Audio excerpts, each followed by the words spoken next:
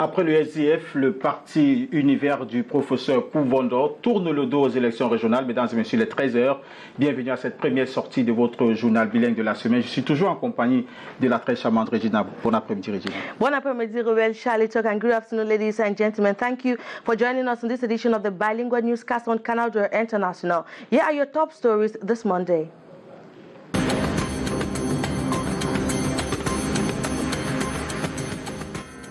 Ahead of a planned public manifestation by the Cameroon Renaissance Movement Party, the Stand Up for Cameroon headed by Edith Kabangwala has thrown weight behind the planned manifestation intended to chase the Biya regime from power. We shall be telling you more about this meeting between Kawala and Maurice Kamto that took place under abnormal security presence plus. Un autre parti de l'opposition qui tourne le dos aux élections régionales. Après le SDF, le parti univers de Prosper Kouvondor dit non au code électoral non consensuel, au chef traditionnel acquis au pouvoir en place et à une préfectorale aux autres. Les détails de cette non-participation dans ce journal bilingue. And the Northwest Regional Governor Adolphe Lely-Lafrique has endorsed a plan by the army to witch the town of those he describes as terrorists. While chairing a security meeting in Bamenda, Mr. Lely-Lafrique said the ban, or rather the Bamenda Clean, will be extended to all other towns and villages in the northwest regions of the country. Those were our major stories.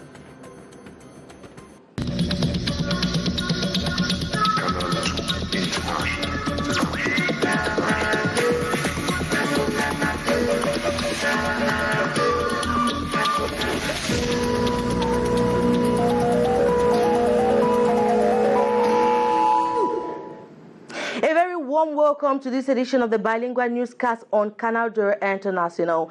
Now, the announced intention by the Cameroon Renaissance Movement Party to stir a popular revolution against, or rather designed to chase the Biya regime from power, has received the first official partner. Now, that's the Stand Up for Cameroon movement headed by Edith Kabangwala. Maurice Kamto met with the leader of the Stand Up for Cameroon amid an unusual presence of the security. More in the following report with you, Divine Tarike Jr.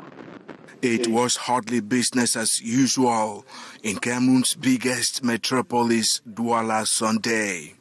A conspicuously intimidating presence of security forces across the city's streets generated widespread suspicion of something criminal in the making. Yet, try as much as we could, it remained tough pinpointing the exact reasons for their typical troop deployment, with the positioned officers maintaining firmly sealed lips.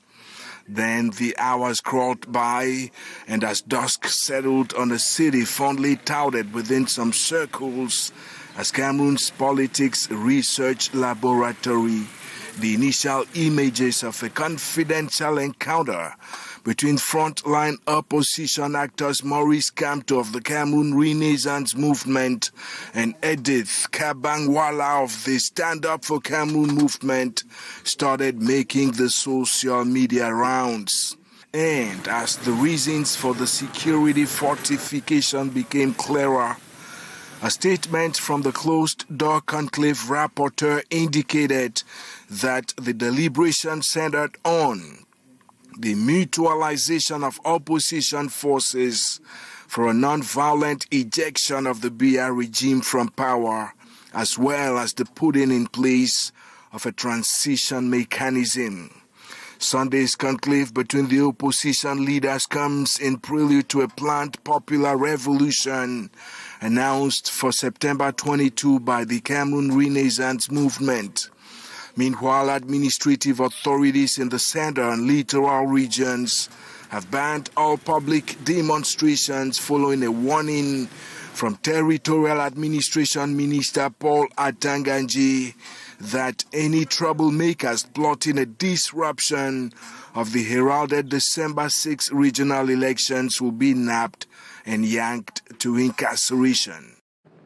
We now take you to the northwest region of the country, where the Northwest Regional Governor Adolf Lililafrik has endorsed a plan by the army to weed off the town from those he describes as a terrorist. Now speaking during a security meeting in the Northwest Regional capital, Bamenda, Mr. Adolf Lililafrik said the Bamenda Clean campaign is going to be extended to all the different towns and villages of the Northwest region. More in the following report with you, Gladys Ambo Dibang and Annie Colles Anya.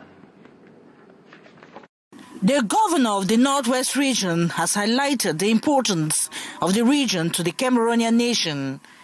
The regional chief administrator has spoken while addressing a regional administrative and security coordination meeting in Bamenda at the start of the weekend. According to him, the chief town, Bamenda, is so important as not to be left in the hands of those he has qualified as hoodlums, an indirect reference to the separatists. Bamenda is an important town. It should not in any way fall into the hands of terrorists. Whereas the population is crying of suffocation with the Bamenda Clean operation launched by the military, the governor has instead announced that the operation will continue and even extend to other towns in the region until all terrorists are eradicated. This operation has to continue with intensity throughout all the towns and villages of the region until terror is completely eradicated. The meeting offered an opportunity for the city mayor to defend his decision to restrict the circulation of commercial and private motorbikes within the urban perimeter. All in all, one sector is indicted, the motorbike sector. Of all the atrocities committed in the town, 99% are directly or indirectly connected to the motorbike activities. Just to enumerate a few of the recent happenings. Apart from the opening ceremony, the rest of the over 5-hour meeting held in camera with expected reports from all 7 divisional officers, those of the judiciary and of the defense and security.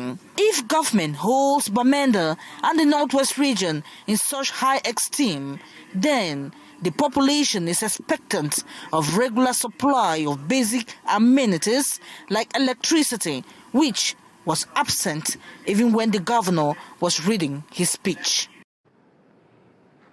Poursuivons avec ce dimanche pas tranquille pour certains automobilistes sur la nationale numéro 3 à Douala-Yaoundé. Un accident de la circulation a précipité dans le ravin une voiture personnelle. Le conducteur du pick-up tentait d'esquiver une moto et s'est retrouvé face à face avec un camion. Les détails avec Yasset Rezotanon et Joseph Wapon. La voiture encore sens dessous-dessus dans le ravin. Quelques mètres encore plus bas, et elle serait dans l'eau. Le constat que nous faisons également, les 4 roues ont disparu. Coup de vol, ou alors perdu au moment du choc. Nous sommes au virage d'Ibilalan, sur la nationale numéro 3 à Edea. Les riverains vivent la sortie de route de cette voiture survenue dimanche après-midi. Le chauffeur, actuellement est en alité, déclare qu'il a été gêné par un camion au virage. Malgré cela, il y avait un piéton sur la route. Il y avait 2 motos. Il dit qu'avec descendant, il a bien viré. Il a esquivé, écrasé la moto et entré, comme nous voyons l'état, jusqu'à ce niveau. Pas de mort d'après ce témoin, même si une autre source nous apprend qu'un passager âgé de la cinquantaine derrière le pick-up serait décédé. Le chauffeur est sorti blessé et suit des soins dans un centre hospitalier de la ville d'Edea. Les riverains déplorent l'absence des ralentisseurs à cet endroit. Placer même les balises ici, c'est pas sécurisant parce que le virage est très dangereux et le ravin étant présent. S'ils sont conscients, je les supplie vraiment de l'aligner le plus possible de dos d'âne après ce virage et même avant le virage, tout le long, pour que les usagers ralentissent. Sans ça, nous voyons les dégâts. La saison des pluies ne facilitant pas la tâche, il est recommandé de rouler à une vitesse moyenne pour éviter de tels accidents. Atmosphère tendue hier à Douala, l'arrondissement de Douala 5e, placé sous haute surveillance des forces de sécurité publique. Toute la journée, ils étaient postés dans tous les carrefours pour prévenir tout trouble à l'ordre public. On parle là-bas d'un dispositif préventif. Lille Pidjou, Marius Kossouf nous donne les détails. Police, gendarmerie encerclent Douala 5e aux premières heures de la matinée ce dimanche 13 septembre. Des camions anti-émeutes sont postés au lycée Maképé et Rompoulin. Pendant ce temps, d'autres éléments de la police à bord des pick-up effectuent des patrouilles dans le coin. Une opération de bouclage des forces de maintien de l'ordre pour prévenir toute tentative de trouble à l'ordre public. C'est rassurant, c'est pour notre sécurité. Nous ne verrons pas en fait que ce qui se vit ailleurs se vit ici. Donc tout ce qu'on veut, c'est qu'on ait la paix dans notre pays. Cet impressionnant dispositif militaire a même dissuadé les organisateurs d'une réunion d'installation d'une unité du MRC baptisée Force Mixte, prévue ce jour dans le coin. Les populations de la ville de Douala et environ devront s'habituer à ce nouveau décor au regard des événements à venir. Parlons maintenant des régionales à venir. Le parti Univers ne participera pas aux élections régionales. L'annonce est du capitaine opérationnel de cette formation politique, le professeur Prosper Kouvando, qui pense qu'on est revenu avec la tenue des régionales au monolithisme politique, avec un parti unique qui dicte la gestion de la cité. L'Univers évoque un code électoral qui n'est pas consensuel, des chefs traditionnels acquis au pouvoir en place et la préfectorale aux ordres. Écoutons à cet effet le professeur Kouvandov dans cet extrait sélectionné par notre correspondant depuis Ngaoundéré et Ringele. Il ne s'agit pas de boycotter. Il s'agit simplement pour le parti Univers de ne pas aller aux élections. Et chaque formation politique qui prend une position a bien évidemment ses raisons. Pour le parti Univers, nous n'allons pas aux élections parce que nous n'allons pas à une affaire où tout est joué déjà à l'avance. Le corps électoral, c'est-à-dire ceux qui sont appelés à voter, sont connus. Et c'est un corps électoral taillé sur mesure. Un corps électoral acquis à 97% à la cause de ceux qui, si nous allions aux élections, seraient nos adversaires. Je veux parler du système en place, le parti au pouvoir. Est-ce que nous savons que tous les chefs traditionnels au Cameroun sont membres de droit du Rassemblement démocratique du peuple camerounais?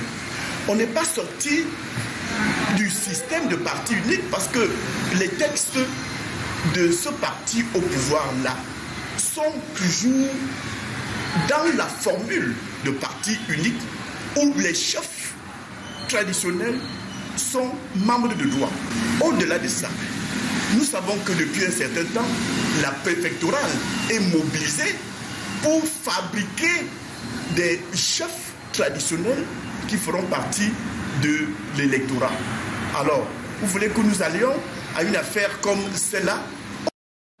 Actif pour une transition au Cameroun, une réunion de travail entre Stand Up Cameroun et le mouvement pour la renaissance du Cameroun MRC a eu lieu afin d'analyser la situation du pays et déterminer deux points clés: le départ du président Paul Biya par les voies non violente et la mise en place d'une transition politique par le réveil de la nation et la reconstruction des fondements du pays. La rencontre avec d'autres formations politiques est prévue dans les semaines à venir pour déterminer la ligne d'action exacte. Stand Up of Cameroun entend travailler conformément à ses objectifs et buts qui ont toujours été les siens et espère aboutir à des accords concrets qui permettront aux différents acteurs de travailler ensemble pour réaliser une transition politique tant souhaitée pour le Cameroun. Nous y reviendrons dans notre grand format du 19h50. La suite, c'est avec vous, Regina. Merci beaucoup, Robert Charlitok. And in a related development,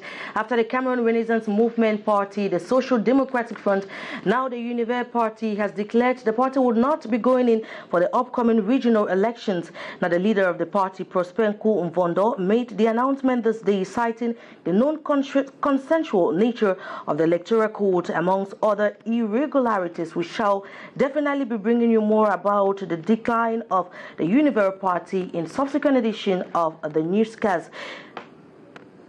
I will now take you to the nation's capital, Yaoundé, where a move by the Yaoundé city mayor to demolish parts of the Mesa-Mendongo neighborhood along the Simalen International Airport has met with a stiff resistance from the population. Now, a crisis meeting to evaluate losses thus far was brought to an abrupt end with the arrival of the engine of the municipal council. More in the following report with Linda Kenny and Bertrand Chassé.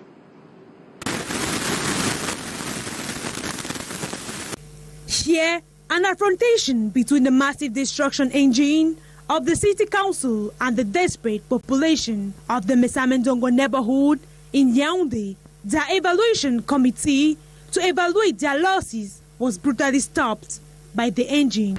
A few weeks from school resumption, these inhabitants are in a total dismay after the massive demolition of their homes and business places last week. Inhabitants record great losses. 30 meters is the distance between the road and the construction imposed by the government. But after the respect of this distance, houses were still destroyed. The inhabitants decry injustice as their shelters were destroyed. They have gone above the limit where they were supposed to destroy. If they really respected the 30 meters distance, I would have understood. I don't know what happened. Look at my house. It is more than 50 meters away from the road. This far, this homeless population has not received any compensation despite the great losses, even after the different correspondence addressed to the concerned parties.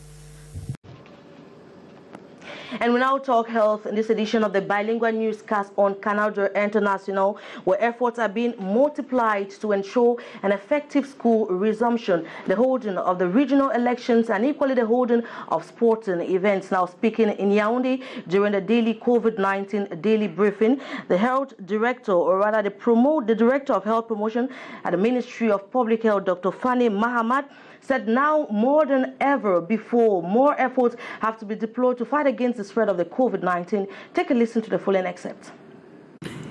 It should be recalled that the objective of the current operational period of the response is to ensure a secure resumption of the course of social, economic, and cultural life while preserving the health of the population.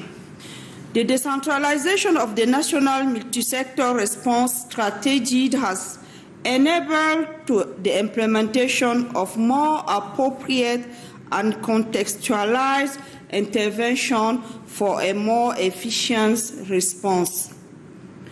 In the 7 months of the response, actions undertaken by the government and its partners have achieved satisfactory results, including a recovery rate of 94.12% and a lethality rate of 2.08%. However, we must remain vigilant and be more responsible by persevering in the compliance with the barrier measures, especially since we have just passed the threshold of 20,000 confirmed cases.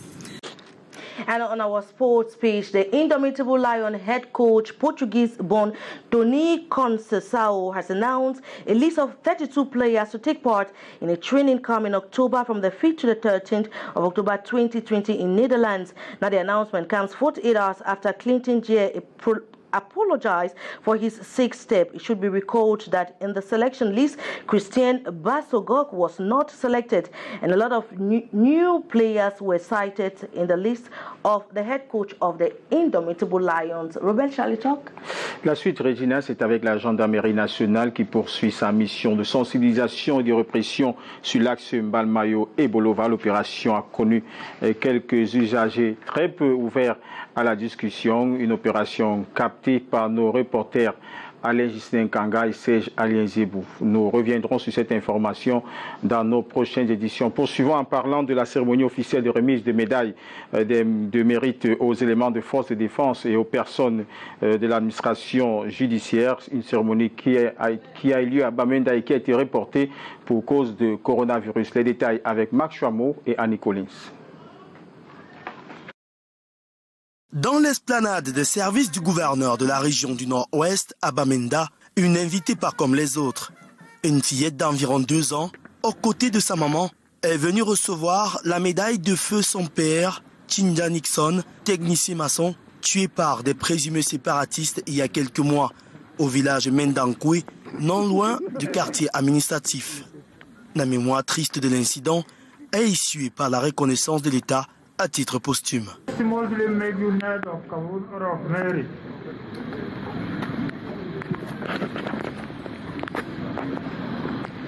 Pour les dizaines d'élus, parmi lesquels les autorités administratives, judiciaires, de défense et de sécurité, certains ont joué leur partition, chacun à son niveau, pour aboutir vers une fin de crise sécuritaire dans la région du Nord-Ouest.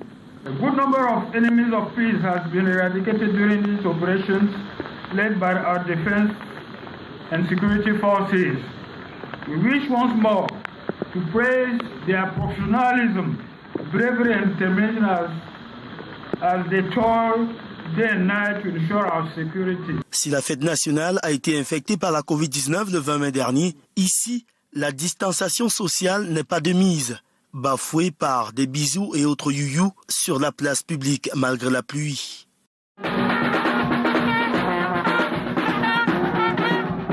Une cérémonie bien terne, marquée par le contexte sécuritaire qui prévaut dans la région du Nord-Ouest Cameroun.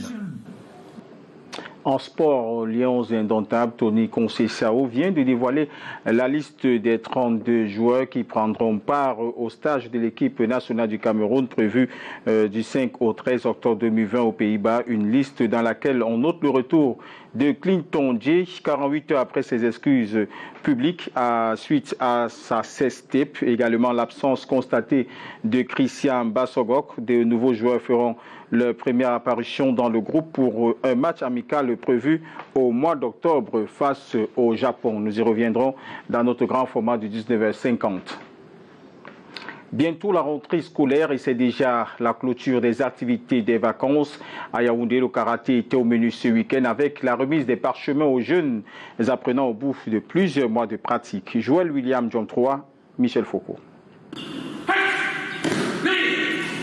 Kata, Randori et Kumite. Ces enfants ont mis leurs vacances à profit en pratiquant du karaté. Au bout de plusieurs mois de pratique, ils reçoivent leur nouvelle ceinture ce week-end et en sont fiers. Je suis très contente. Si j'ai choisi le karaté, c'est pour être une championne demain. Je suis contente d'avoir porté une nouvelle ceinture aujourd'hui. Le karaté grand coup. Pour les encadreurs, ce passage de grade est consécutif à la démonstration de l'acquisition d'aptitudes. Quand on a jugé leur niveau, ils sont habilités à pouvoir donner leur capacité à chaque niveau sur le plan national et international, partout où ils se trouvent, à montrer leur niveau. Le karaté, art martial séculaire, se transmet de génération en génération. Nous, on a fait le tour du monde et on a déjà pris la retraite. J'ai fait ça pour partager ma connaissance aux enfants. Au menu de cet autre centre de Yaoundé, la remise des médailles aux lauréats. Grâce à ma force et à mon courage, j'ai réussi à gagner ces 3 médailles-ci. Le karaté basé vacances, c'est un concept qui a été fait pour empêcher les enfants d'être loisifs pendant les vacances. Les parents apprécient l'apport de cet art martial dans la vie de leur progéniture. Il y a un ensemble de valeurs morales qui se retrouvent dans les arts martiaux, non seulement la discipline, la canalisation de l'énergie et puis la concentration sur les choses qui sont essentielles. À cet âge, même sur un tatami, on demeure insouciant. Fin de cette édition, mesdames et messieurs, comme ces jeunes karatékas qui ont gardé et mis en pratique les katas, nous aussi, gardons et mettons toujours en pratique les mesures barrières pour lutter contre la COVID-19. Bon après-midi. Au revoir, Tina. Au revoir, Robel, Charles et Chuck, and a big thank you for those who took the rendezvous with us on this edition of the Bilingual Newscast on Canal International. We shall be back again tomorrow with all your news and current affairs. But for now, it's goodbye and God bless.